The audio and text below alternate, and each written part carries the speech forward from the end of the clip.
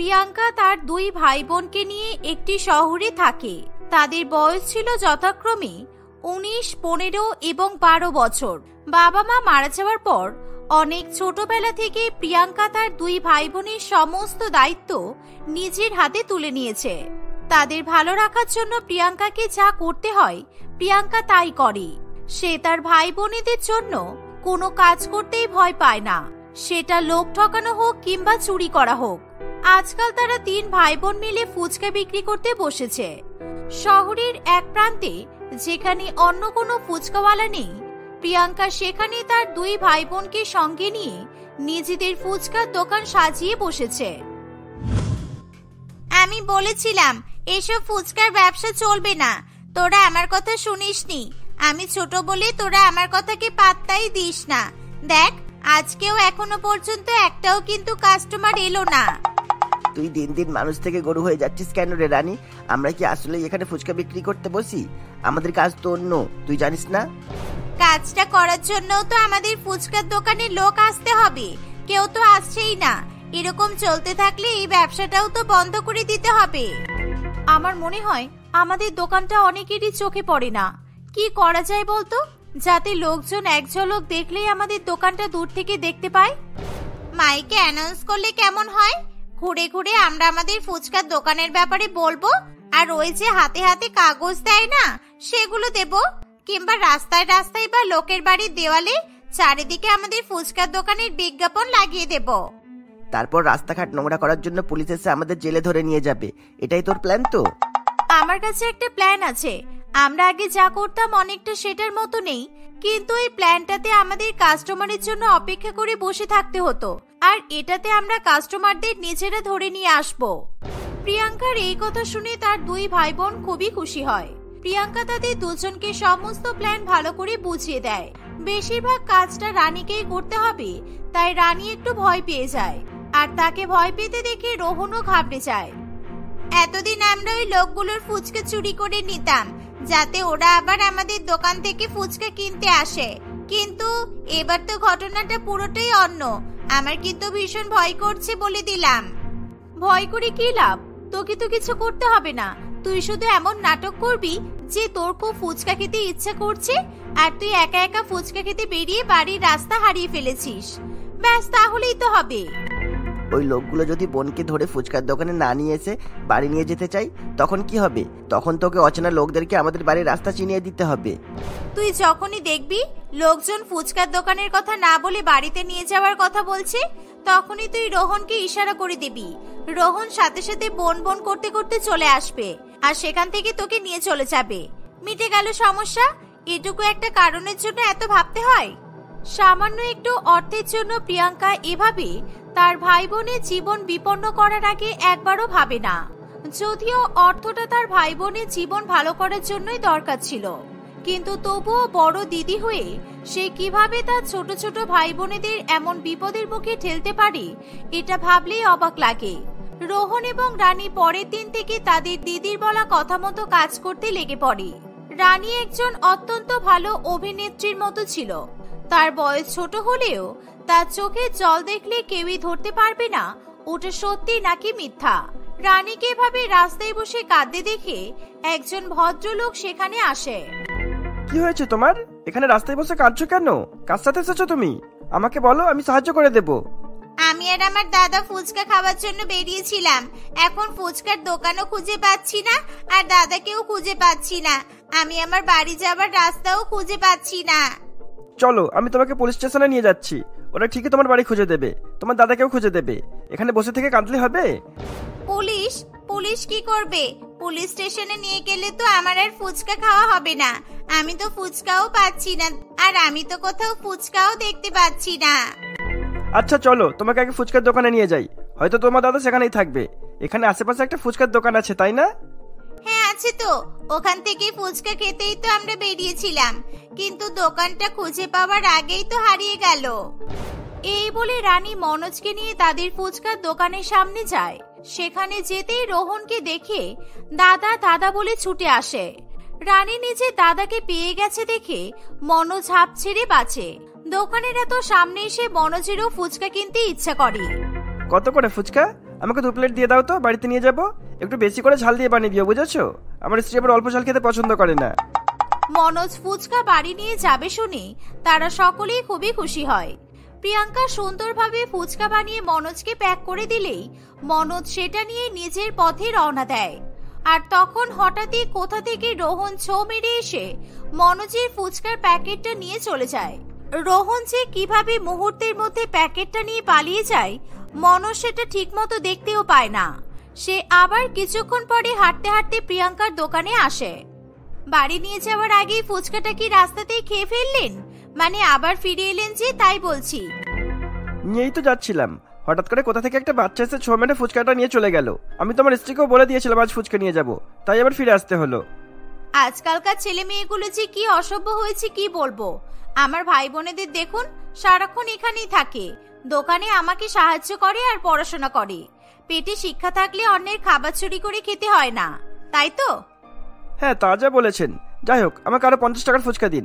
এবারের ফুচকাটা কিন্তু ভালো করে ব্যাগের ভেতরে ঢুকে নিয়ে যাব, যাতে কেউ চুরি করতে না পারে। কিছুক্ষণের মধ্যে প্রিয়াঙ্কা মনোজকে আরো ফুচকা দিয়ে দেয়। এইভাবেই তাদের নতুন ব্যবসা শুরু হয়। যেদিন দোকানে বেশি কাস্টমার আসে না সেদিন রানী রাস্তায় কান্নাকাটি করে কাস্টমারদের দোকান পর্যন্ত নিয়ে আসে। সেই কাস্টমার যদি নিজের ইচ্ছায় ফুচকা কেনে তাহলে তো ভালোই, আর তা না হলে 3 ভাই বোন মিলে তাদের ফুচকা কিনতে বাধ্য করে। দেখতে দেখতে বেশ অনেকগুলো দিন এভাবেই কাটে। রানীর অভিনয়ের জন্য তাদের আর কাস্টমারদের দোকানে আসার জন্য অপেক্ষা করতে হয় না। তারা জানে রানী ঠিক সময় মতো কাস্টমার নিয়েই আসবে। এমনই একদিন,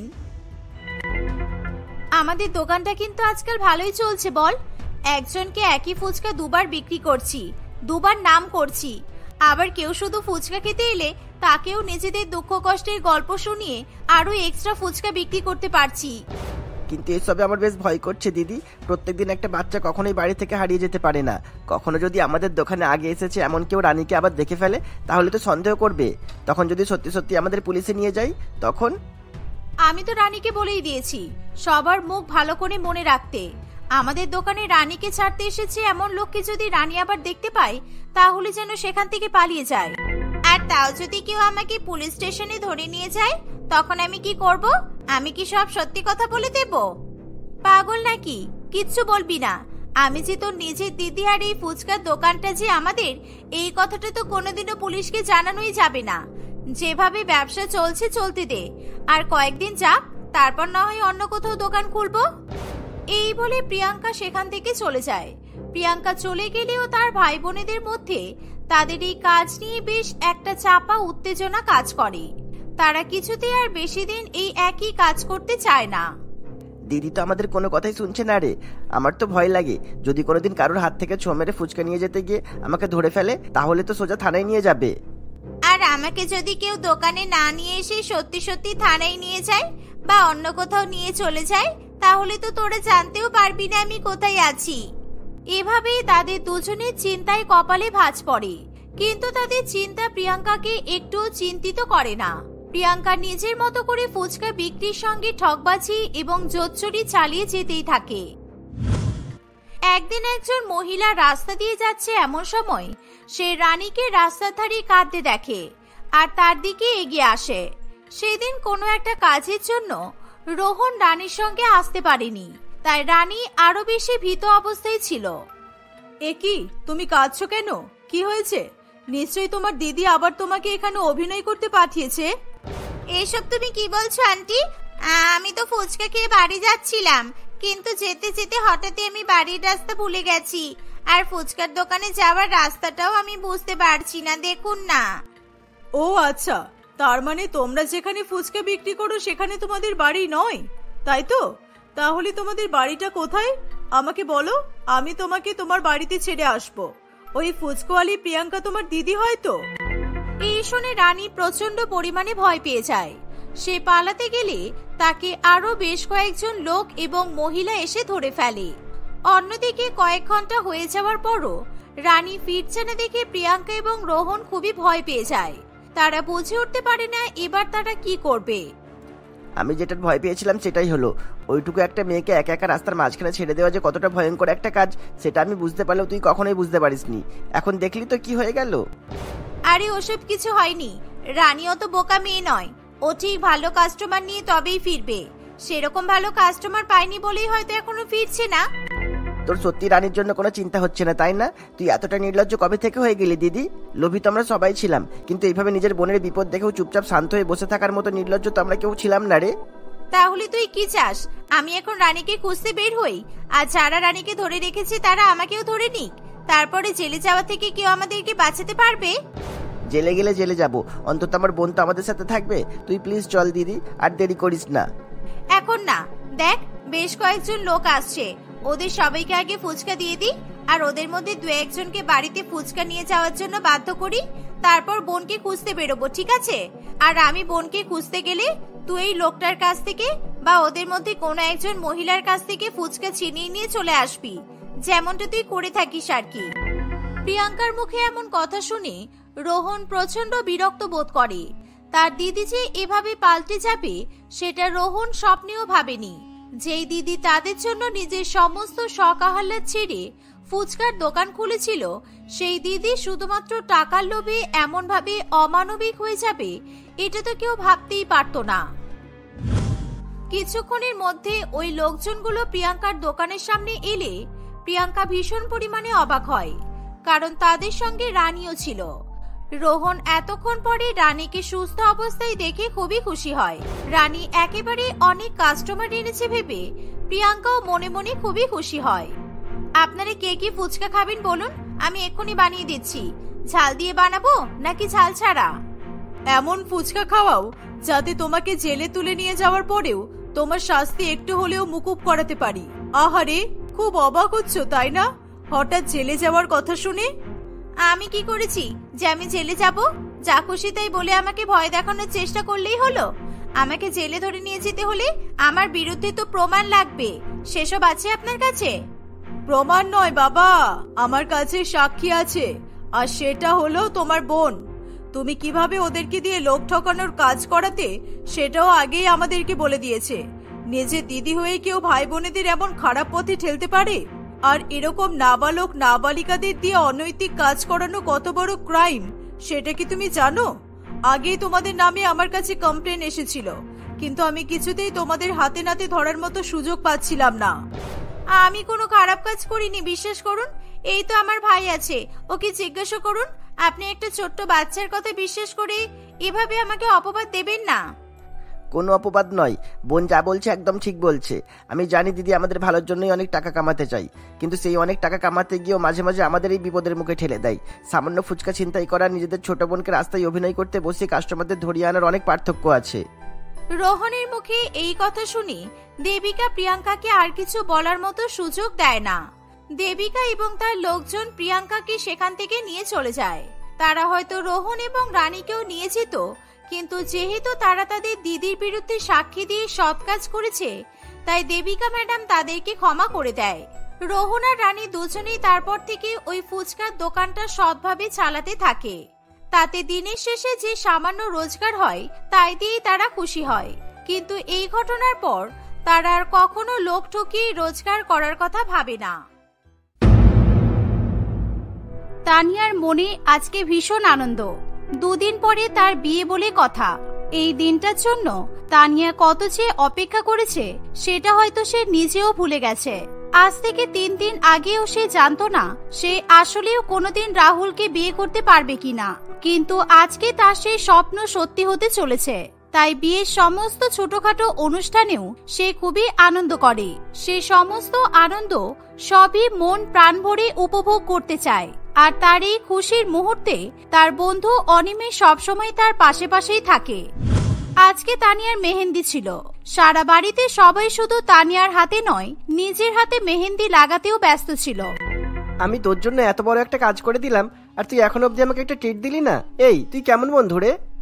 আবার এসব কথা এখানে বলার কি আছে? তোকে কি বলেছি আমি কিছু দেব না? আমি তো কত আগেই তোকে টাকা নিতে বলেছিলাম, তুই তো না করে দিয়েছিস। টাকা আমি নেব না, তবে হ্যাঁ, আমার যখন যেটা দরকার হবে সেটা আমি চেয়ে নিতে পারি। তাহলে এখন যে তোকে ট্রিট দেওয়ার কথা বললি, তার মানে তুই এখন মেহেন্দি পড়তে চাস? বসে পড়, আমার হাতে তো প্রায় মেহেন্দি লাগানো হয়ে এসেছে, তারপর না হয় তুই পড়ে নিবি। এভাবেই তারা দুই বন্ধু নিজেদের মধ্যে হাসাহাসি করতে থাকে। তানিয়ার বাড়ির সকলেই খুবই প্রাণ খুলে তানিয়ার বিয়ের মেহেন্দির এই অনুষ্ঠান উপভোগ করলেও রাহুলের বাড়ির কারোর মনে শান্তি ছিল না। তারা সবাই এই অনুষ্ঠানটা নিয়ে একেবারেই খুশি নয়। রাহুলদের বাড়িতে তানিয়া এবং রাহুলের বিয়ে নিয়ে সেরকম আনন্দ ফুর্তি হচ্ছে না এই খবর পেতেই তানিয়া তার বিয়ের মেহেন্দির দিনই দুহাত ভর্তি মেহেন্দি এবং তার সাথে বন্ধু অনিমেষকে নিয়ে রাহুলদের বাড়িতে চলে আসে। তোমার সমস্যাটা কোথায় রাহুল? তোমরা তো নিজেরাই আমাকে তোমাদের বাড়ির বউ বানাতে চেয়েছো, এখন তোমরাই এই বিয়ে বাড়িটাকে এমন শোকসভা বানিয়ে কেন রেখেছো? কিছুই তো বুঝতে পারছি না আমি। এটা যে আমরা কেউই চাইনি সেটা তুমি ভালো করেই জানো। আমি আজ কেন কোনোদিনই তোমাকে বিয়ে করতে চাইনি। আমাকে কেউ 10 কোটি টাকা দিলেও আমি তোমাকে বিয়ে করতে চাই না। আমি তো চাই, ছোটবেলা থেকে আমি যেটা চাই সবসময় সেটাই পাই। ছোটবেলায় বাবা মা সবকিছু ম্যানেজ করে দিত, আর এখন অনিমেষ সবকিছু ম্যানেজ করে দেয়। তাহলে বিয়েটা তো অনিমেষকেই করতে পারতে, শুধু শুধু আমার জীবনটা এইভাবে নষ্ট করলে কেন? এসব তুমি কি কথা বলছো রাহুল? তোমার নামের মেহেন্দি হাতে পড়ে আমি তোমার বাড়িতে এসেছি, আর তুমি আমাকে অন্য কারোর বউ হতে বলছো? স্বামীর মুখে স্ত্রীদেরকে নিয়ে এমন কথা শোভা পায় নাকি? কি শাশুড়ি মা আপনি? দাঁড়িয়ে দাঁড়িয়ে দেখছেন আপনার ছেলেকে শাসন করতে পারছেন না? আমার ছেলের এখনো তোমার সাথে বিয়ে হয়নি, তুমি আমাকে শাশুড়ি মা বলো না। ওই ডাকটা আমি তোমার মুখ থেকে শুনতে চাই না। কিন্তু আর তো কিছু করার নেই, এবার থেকে আমার মুখেই এই ডাকটা আপনাকে শুনতে হবে। তাই যেটা চেঞ্জ করা যাবে না সেটা চেঞ্জ করে গেলে কি হতো এটা ভেবে নিজেদের কষ্ট দেওয়ার কোনো মানেই হয় না। আর হ্যাঁ, তোমরা একটু বুঝে শুনে বাড়াবাড়ি করো, নয়তো কি হতে পারে তোমরা ভালো করেই জানো। চল তানিয়া, এখানে থাকতে হবে না। হ্যাঁ চল, আমার মেহেন্দিটা এখনো শোকায়নি ঠিক করে। এই বলে তানিয়া এবং অনিমেষ সেখান থেকে চলে যায়। তানিয়া এবং অনিমেষ সেখান থেকে চলে গেলে রাহুল কান্নায় ভেঙে পড়ে। তার জীবনে এরকম একটা দিন আসবে সে স্বপ্নেও কখনো ভাবেনি। সেই কলেজ লাইফ থেকে তানিয়া রাহুলকে পছন্দ করে, কিন্তু রাহুল কখনো তানিয়াকে নিজের বন্ধু ছাড়া আর কিছুই ভাবেনি। রাহুল শুধুমাত্র একজনকেই পছন্দ করত, আর সেটা ছিল মাধুরী। আর তার সাথে রাহুলের বিয়েও ঠিক হয়েছিল, কিন্তু এখন সে কোথায় আছে কিংবা কেমন আছে তার বিন্দুমাত্র ধারণা রাহুলের ছিল না। কাঁদিস না রাহুল, সব ঠিক হয়ে যাবে। আমার মন বলছে মাধুরী ঠিক ফিরে আসবে, আসতে তো ওকে হবেই। কি করে আসবে মা? তুমি জানো না অনিমেষ আর তানিয়া ওকে কিরকম ভাবে লুকিয়ে রেখেছে? সেদিন যদি আমি কোনোভাবে মাধুরীর অফিসে যাওয়া আটকে দিতে পারতাম, তাহলে আজ মাধুরী নিজের বিয়ের মেহেন্দির অনুষ্ঠান উপভোগ করতে পারতো। তুই এখন এসব কিছু ভাবিস না, দেখবি উপরওয়ালা সব ঠিক করে দেবে। আমার মন বলছে মাধুরী ঠিক ফিরে আসবে, ফিরতে তো ওকে হবেই বাবা। আর যদি তানিয়ার জায়গায় মাধুরী আমার নামে নিজের হাতে মেহেন্দি পড়তো, তাহলে আমার থেকে এই পৃথিবীতে বেশি কেউ সুখী হতো না। তুই এত চিন্তা করিস না, আমি তোর মামাকে খবর দিয়েছি। ও বলেছে পুলিশ ফোর্স নিয়ে তানিয়ার বাড়ির আশেপাশে খোঁজ চালাবে। ওইটুকু একটা মেয়ে আর একটা অন্য মেয়েকে কিডন্যাপ করে নিজের বাড়ি থেকে খুব বেশি দূরে রাখবে বলে আমার তো মনে হয় না। তুমি এটা কি করে করলে বাবা? যদি অনিমেষ বা তানিয়া কেউ জানতে পারে যে আমরা ওদের পিছনে পুলিশ লাগিয়েছি, তাহলে ওরা মাধুরীর অনেক ক্ষতি করে দিতে পারে। যে আজ ওদের বাড়িতে মেহেন্দির অনুষ্ঠান, ওরা ওই মেহেন্দি নিয়েই মেতে আছে। তানিয়াকে নিজের বিয়ের মেহেন্দি নিয়ে মেতে থাকতে দে। আমি আমার মাধুরী বৌমার হাতে আজ বিয়ের মেহেন্দি দেখতে চাই, তানিয়ার হাতে নয়।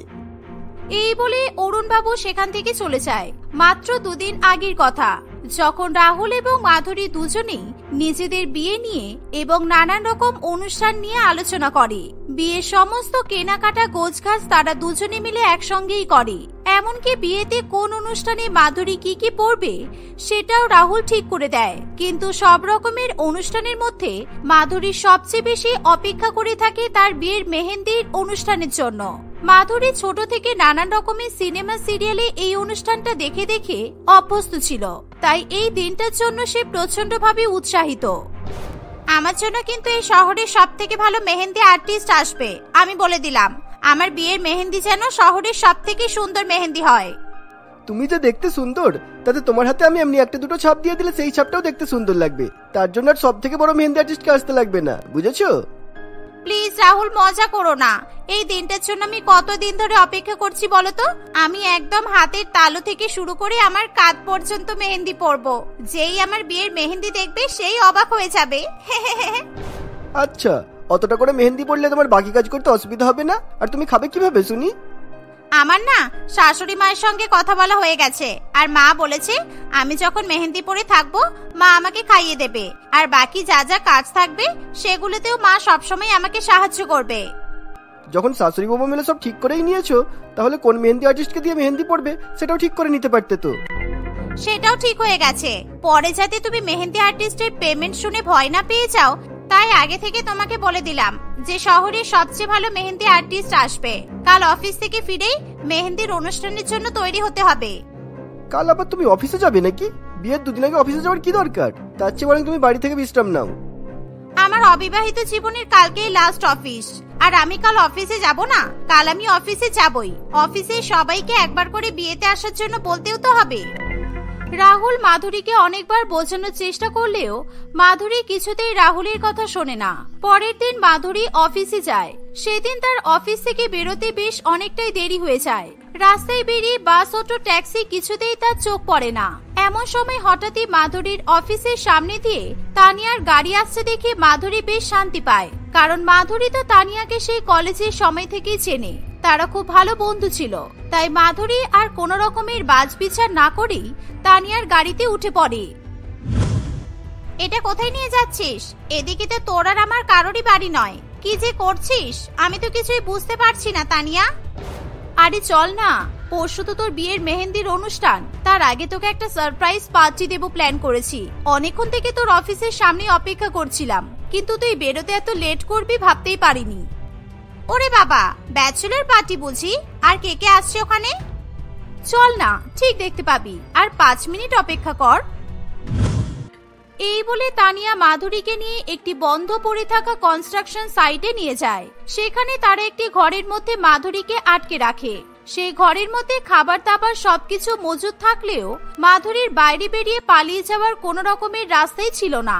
আর ওই জায়গাটা এতটাই শুনশান যে ওখানে কেউ গলা ফাটিয়ে চিৎকার করলেও তার গলা শোনার মতো আশেপাশে একটা লোকও পাওয়া যাবে না। মাধুরীকে সেখানে আটকে তানিয়া এবং অনিমেষ সেখান থেকে বেরিয়ে যায়। তানিয়া মাধুরীর ওই বন্দিদশার একটি ভিডিও বানিয়ে রাহুলদের বাড়িতে আসে। এই ভিডিওটা দেখতে পাচ্ছ তো? এই জায়গাটা কোথায় আমি ছাড়া কেউ জানে না, আর আমি যদি না বলি এটা কোন জায়গা, তাহলে মাধুরী ওখানে থেকে থেকেই মরে যাবে।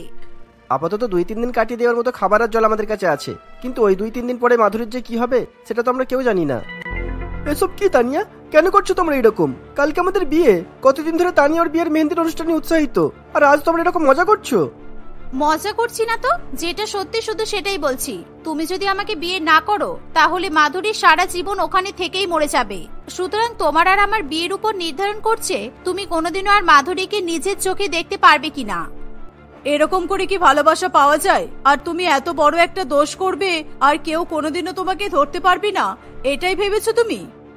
এটা তো ভাবিনি, তবে হ্যাঁ এটা ভেবেছি যে আমার সাথে যদি রাহুলের বিয়ে নাও হয় তাহলে মাধুরীর সাথেও রাহুলের বিয়ে হবে না, আর পুলিশ যতদিন ওকে খুঁজে পাবে ততদিন তো ওখানেই পচে মরে যাবে। এই কথা শুনে রাহুল এবং তার বাড়ির সকলেই কান্নায় ভেঙে পড়ে। রাহুল না চাইতেও তানিয়ার সঙ্গে বিয়ে করতে রাজি হয়ে যায়, শুধুমাত্র মাধুরীকে প্রাণে বাঁচিয়ে রাখার জন্য।